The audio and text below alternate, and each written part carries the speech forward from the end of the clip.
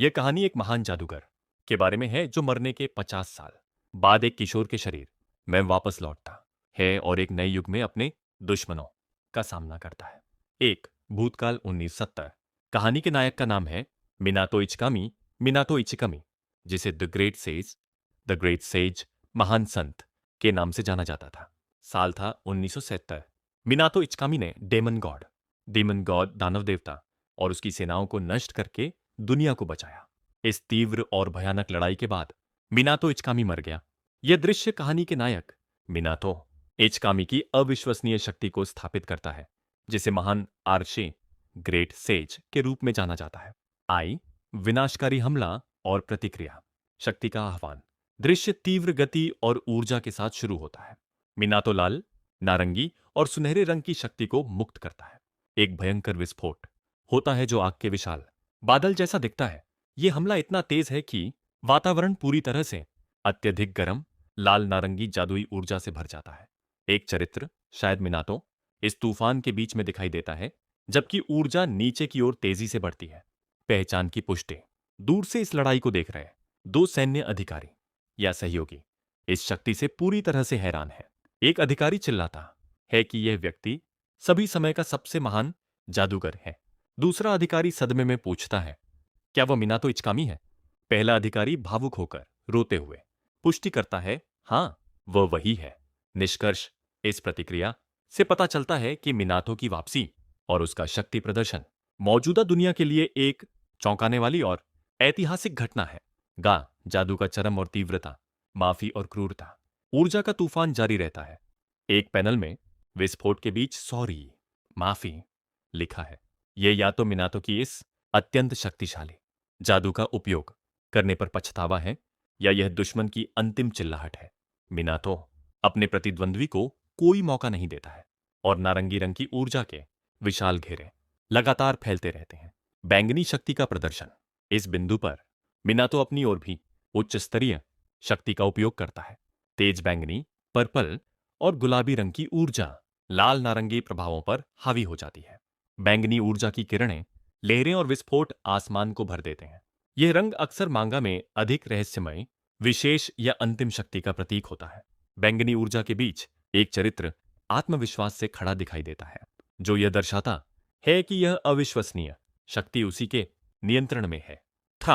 लड़ाई का समापन। अंतिम पैनल केवल गति और ऊर्जा को दर्शाते हैं।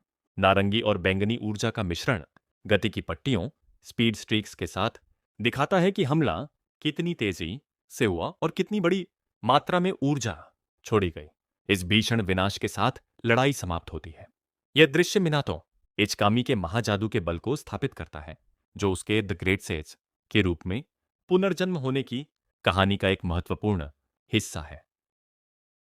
यह कहानी मिनातो कुसानागी पर केंद्रित है। अस्पताल में एक डॉक्टर और नर्स एक कमरे से बाहर निकलते हुए अस्पताल के गाउन में खड़े एक युवा व्यक्ति से बात कर रहे हैं। डॉक्टर, नर्स, मिस्टर कुसानागी, कृपया हमें माफ करें, प्लीज एक्सक्यूज अस।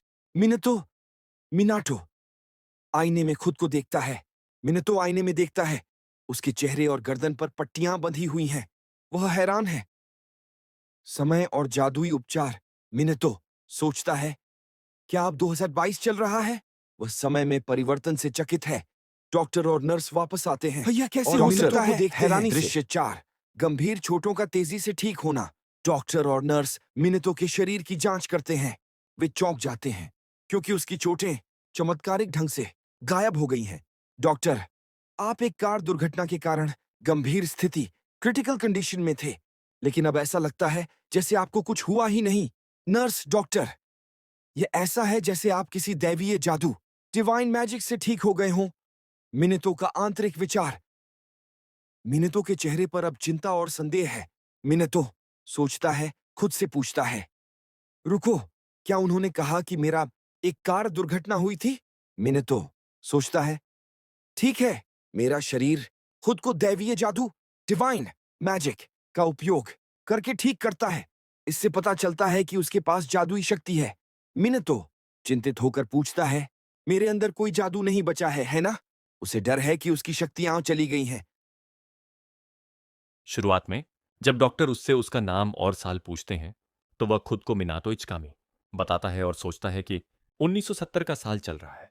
उसकी इस स्थिति को देखकर डॉक्टर और नर्स चिंतित होते हैं और डॉक्टर इसे एक याददाश्त की गड़बड़ी बताते हैं। सबसे चौंकाने वाली बात तब सामने आती है जब वह अचानक जादू और दानवों की बात करता है।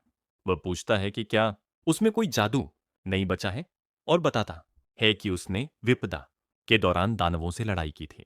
यह उसके अतीत और उसके वास्तविक समय के बीच एक बड़े अंतर की ओर इशारा करता है। जैसे ही डॉक्टर उसे सच्चाई बताते हैं कि उसका असली नाम मिनातो कुसानागी है और अभी 2022 चल रहा है, वह पूरी तरह से हैरान रह जाता है।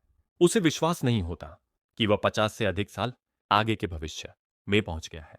उसे यह भी स्वीकार करना पड़ता है कि उसका नाम वह नहीं है जो वह अब तक समझ रहा था।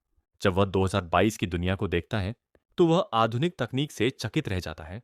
वह एक पतले साफ स्क्रीन वाले टीवी को देखकर आश्चर्यचकित होता है और एक छोटी सी डिवाइस शायद स्मार्टफोन को देखकर सवाल करता है कि यह क्या है, क्योंकि उसने ऐसी कोई चीज पहले कभी नहीं देखी थी।